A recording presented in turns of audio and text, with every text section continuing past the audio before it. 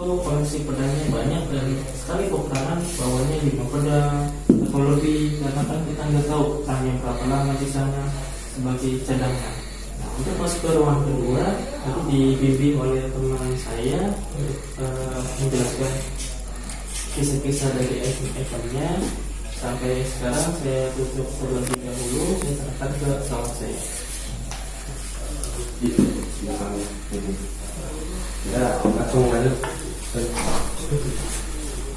Aduh.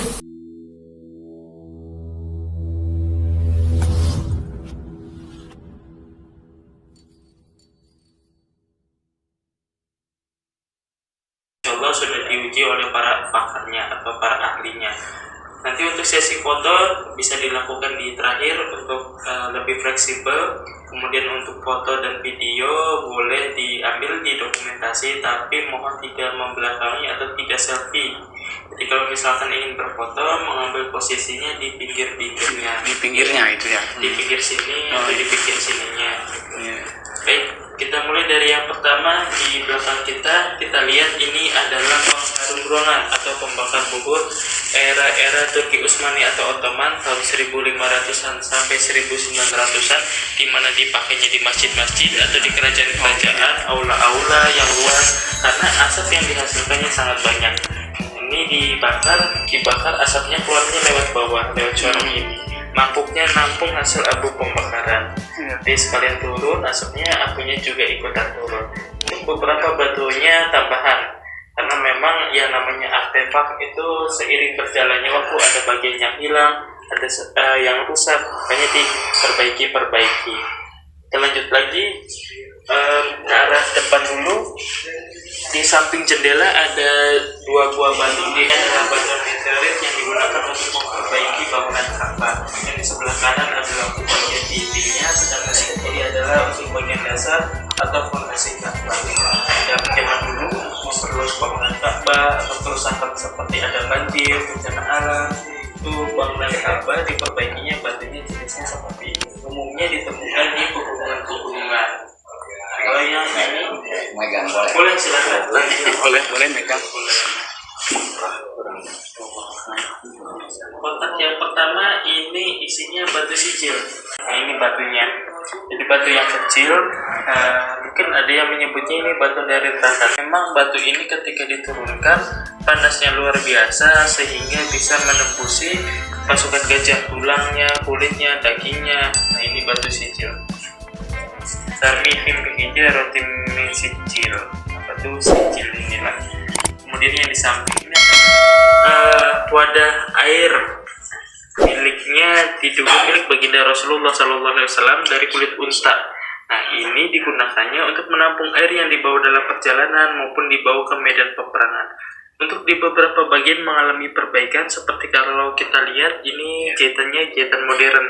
Jadi waktu ditemukan ada bagian yang mengalami kerusakan, bisa mencukupi minum sampai kurang lebih 25 orang.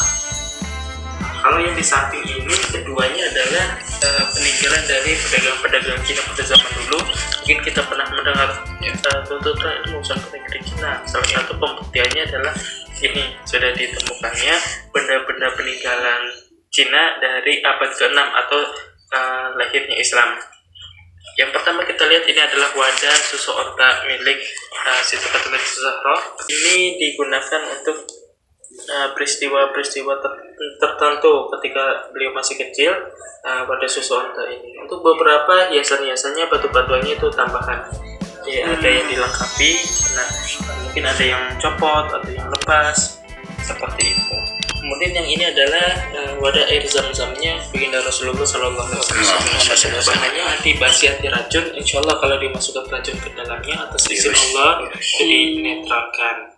Untuk tulisannya sendiri ini tambahan. Kalau yang ini adalah salah satu tongkat yang diduga milik baginda Rasulullah SAW, di mana kayunya sendiri, bahannya kayu lus. Kayu lus itu kayu yang tumbuh di Arab sana. Jadi ya sama kayak di Indonesia ada kayu-kayu lokal, jati atau apa gitu. Nah, di sana kayu itu digunakan sebagai alat bantu berjalan, tongkat, ada juga senjata peperangan, busur panah dan lain sebagainya. Ini salah satunya. Kita lanjut lagi. Ini adalah replika atau buatan tiruan. Jadi yang atas ini pedang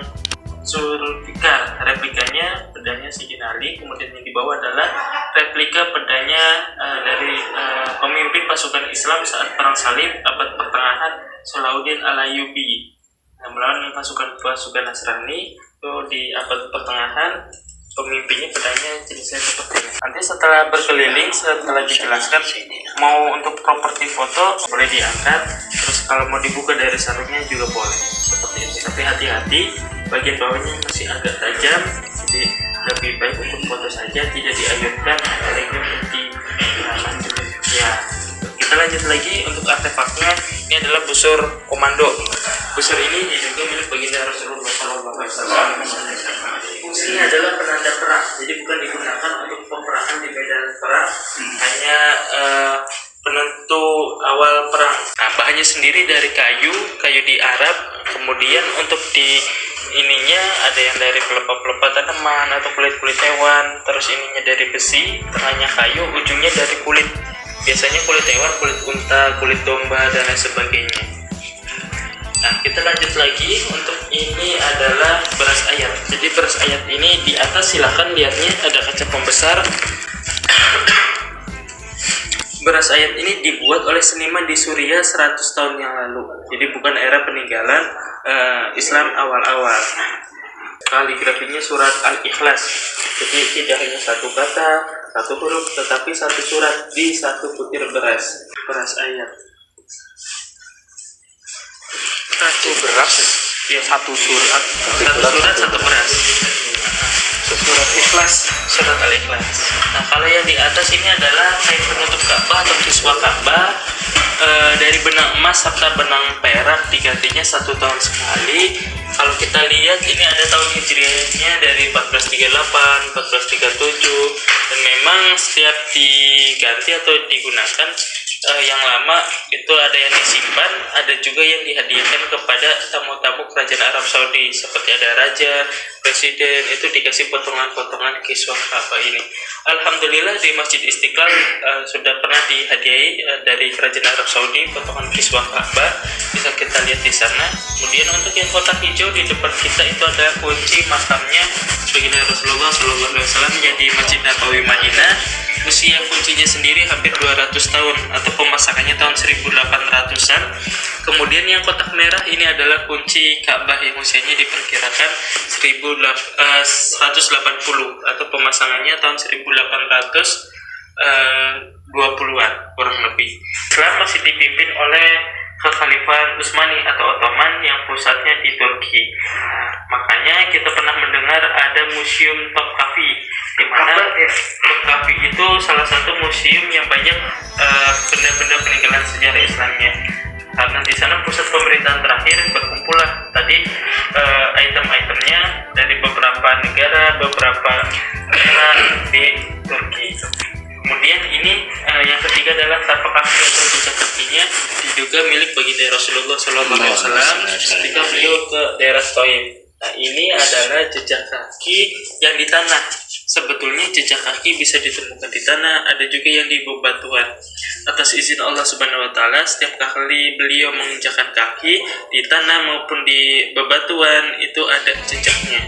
Bahkan pernah ditemukan juga jejak sandaran siku serta punggungnya beliau di bebatuan. Kemudian yang ini adalah replika atau tiruan kepada obatnya Siti Khadijah, hadiah dari pedagang Cina. Fungsinya untuk taruh obat-obatan. Ya, kalau zaman sekarang seperti kotak P3K-nya. Ya. Nah, ini replikanya.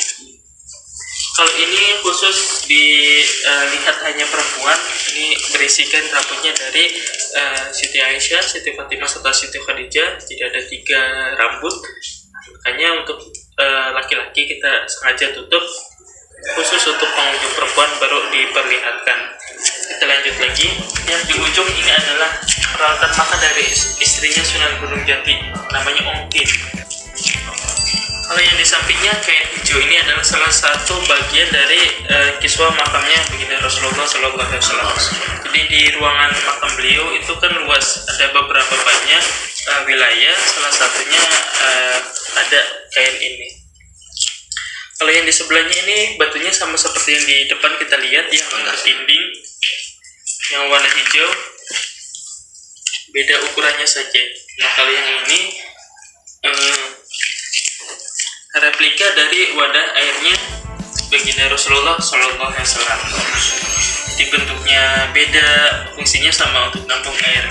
Di kantong air bisa ditaruh di pinggang atau di pelana unta, ada juga taruh di rumah.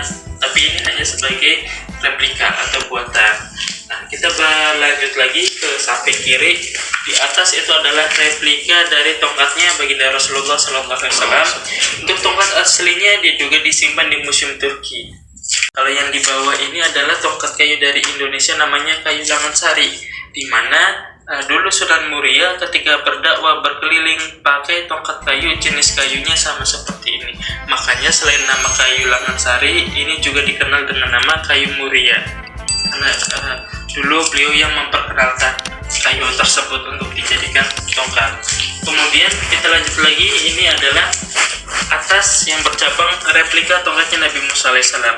Jadi untuk membelah lautan. Nah, ini tongkatnya. Untuk tongkat aslinya diduga disimpan di Museum Turki juga sama. Jadi memang kita perlihatkan replika-replikanya sebagai gambaran bentuknya seperti ini. Tapi untuk ukuran aslinya, panjangnya, beratnya, wallahu alam, kita sendiri untuk detailnya kurang tahu. Tapi hanya dari gambarnya kita bisa untuk membuat replika. Kalau yang di bawah adalah tongkatnya Habib Umar bin Hafiz yang dari Yaman. Ketika itu beliau mengunjungi Malaysia untuk bertemu dengan peneliti artefak-artefak ini. Jadi yang mengumpulkan artefak-artefak ini orang Malaysia. Beliau itu profesor arkeolog, artinya peneliti benda-benda peninggalan purbakala. Nah, beliau menghadiahkan tongkat ini pada Profesor Abdul Manan bin Embong. Kita lanjut lagi, di ujung ini meja hitam namanya jam matahari. Fungsinya adalah penanda waktu zaman dulu. Ketika belum ada jam dinding, jam tangan, untuk melihat waktu sholat, misalkan waktu zuhur, waktu asar, pakainya ini. Caranya pakai bayangan matahari, kira-kira jatuhnya di mana, menunjukkan waktu 12 atau waktu zuhur, waktu pukul 3, waktu asar, dan lain sebagainya. Jadi ditaruhnya di depan masjid, di bawah sinar matahari langsung. Kalau ini adalah replika atau tiruan dari baju zirah, baju perang milik pasukannya Muhammad Al-Fatih saat penaklukan Konstantinopel. Ini sengaja dibuat untuk penggambaran saja. Dipakainya pasukan yang bawa pedang atau bawa panah, bentuk baju perangnya seperti ini. Yang pertama warna hijau itu adalah kiswah makamnya baginda Rasulullah SAW yang tahun 1970-an perolehannya. Jadi kurang lebih 50-an tahun usianya, dan memang jarang diganti. Kalau kiswah makam dibandingkan kiswah Ka'bah itu bisa 1 tahun 1 kali digantinya. Nah, kalau yang dua kain ini adalah kiswah Ka'bah yang di bagian dalam. Mungkin orang taunya Ka'bah ditutupi yang warna hitam yang di bagian luarnya. Nah, di dalam Ka'bah sendiri kalau kita buka pintunya, kita akan lihat yang di dinding dalamnya itu ditutupi kain yang hijau, sedangkan yang di langit-langitnya itu ditutupi kain warna merah. Jadi jumlahnya ada banyak. Ini ada 2 bagian, salah satu koleksi dari kiswah Ka'bah yang di bagian dalam.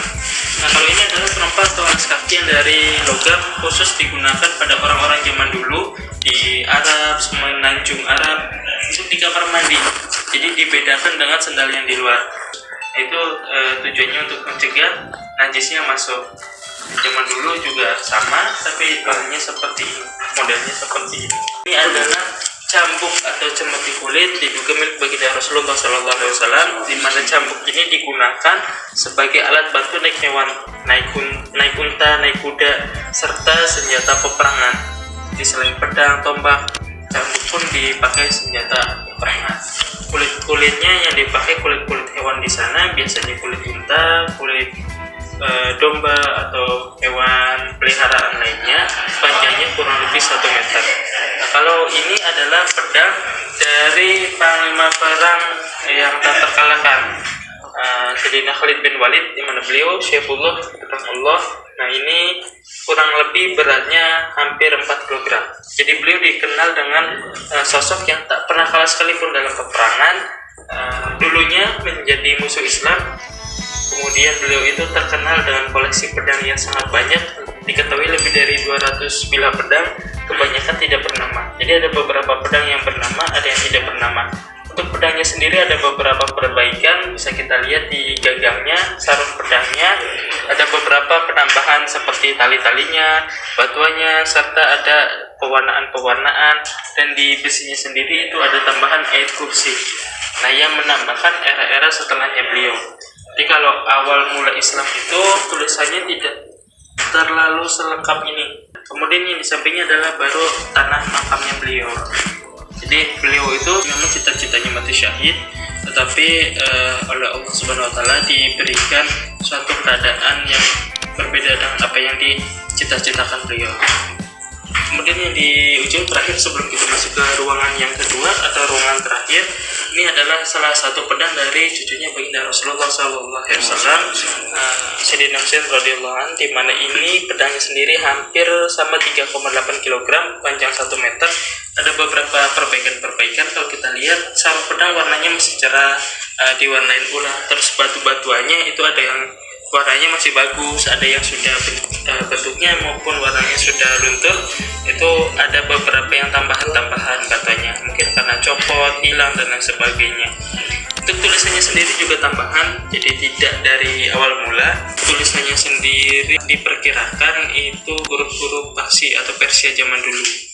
Kalau daerah sekarang itu Iran, Irak dan sekitarnya. Nah, untuk masuk ke ruangan kedua nanti dibimbing oleh teman saya.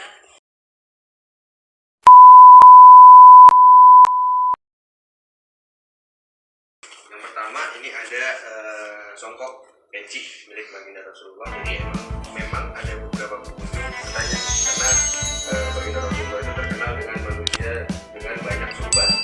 Nah, dengan banyak surbannya banyak dan lainnya. Ketika di rumah lagi santai ya lepas surban, kemudian memakai peci. Jadi ketika ada tamu yang mau datang atau lagi ada tamu dadakan, biasanya beliau menutup rambut dengan songkok yang depan antum ini. Ini salah satunya terbuat dari pelepah daun kurma di bagian luar, dan memang di beberapa bagian itu sudah rusak. Oleh karena itu artefak yang di depan antum ini sudah diawetkan. Jadi ada beberapa artefak yang tidak diawetkan, ada beberapa artefak yang sudah diawetkan. Biasanya kalau sudah mengalami pengawetan itu mengecil, menyusut lah. Kemudian di bagian sebelahnya ada salah satu terompah atau sendal milik baginda Rasulullah, di mana terompah ini sendiri terbuat dari kulit unta. Dan ini juga sudah diawetkan karena kita bisa lihat lekukan-lekukan di dalamnya itu sudah tidak rata. Ya, jadi agak mengusut gitu. Jadi kalau antum bandingkan dengan batu yang di depan itu lebih lebar karena ini sudah mengusut. Kemudian kita lanjut di sebelahnya ini ada sisa dari siwak milik baginda Rasulullah. Jadi siwaknya itu yang ada di tengah-tengah. Nah, di dalam itu juga ada kain. Kainnya itu sebagai penambah lah, ceritanya seperti itu. Jadi siwak itu sendiri karena memang sudah ribuan tahun umurnya, jadi sudah tidak bisa dipertahankan menjadi satu ranting ya. Jadi sekarang sudah menjadi serabut. Kita lanjut. Ini ada keringat. Ini ada keringat, ekstra keringat milik baginda Rasulullah. Keringatnya itu yang ada kayak benda padat itu yang di tengah. Keringat ini itu didapatkan dari alas tidur. Nah, dulu baginda Rasulullah tidurnya itu ditikar biasanya. Ditikar yang terbuat dari pelepah daun kurma. Nah, itu ada bercak atau kerat lah. Kemudian diproses hingga menjadi ekstrak, diawetkan hingga keringatnya itu tidak hilang dan tidak menguap. Kemudian ke bagian selanjutnya ini kita ansor utama, 4 ansor utama. Yang pertama ada tanah makam milik baginda Rasulullah. Kemudian di sebelahnya ini ada darah bekam. Nah, yang unik dari darah bekam baginda Rasulullah itu yang pertama tidak diawetkan, darahnya itu tidak diawetkan, tetapi dari warna masih merah.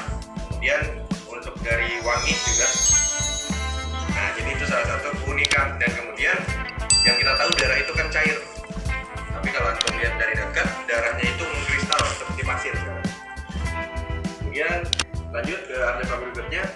Ini ada janggut milik baginda Rasulullah, dan ini ada rambut. Dari kedua ini ada satu penjelasan dari Ali bin Abi Thalib mengatakan bahwasanya rambut serta jenggot baginda Rasulullah itu akan tetap tumbuh Nah, jadi dari jenggot serta rambut baginda Rasulullah, walaupun sudah kecabut dari kepala baginda Rasulullah, itu tetap tumbuh. Nah, ini memang salah satu keunikan atau keistimewaan yang tidak kita bisa masukin ke logika.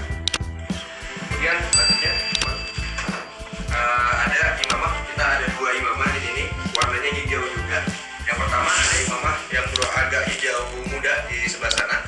Nah, imamah ini sejarahnya, jadi ketika baginda Rasulullah memakai, imamah ini adalah imamah yang paling sering baginda Rasulullah pakai. Kemudian setelah baginda Rasulullah bertemu dengan Mu'adz bin Jabal, lalu Mu'adz bin Jabal, baginda Rasulullah itu memberikan kepada Mu'adz bin Jabal. Nah, pada zaman kekhalifahan Umar bin Khattab, Mu'adz bin Jabal ini ditugaskan untuk menyiarkan agama Islam di Yaman. Makanya kalau antum lihat di sertifikatnya, collectionnya itu Yaman, karena kita mendapatkannya itu dari keturunan dari Mu'adz bin Jabal tersebut. Kemudian kita ke bagian tengah. Ini ada jubah. Jadi ini jubah milik baginda Rasulullah, di mana baginda Rasulullah memakai jubah ini hanya pada saat musim dingin ataupun pada saat kedinginan. Nah, jadi kalau zaman sekarang itu nyebutnya jaket. Nah, nyebutnya jaket kalau zaman sekarang. Kemudian di sebelahnya ada rida atau apa namanya? Ya, shal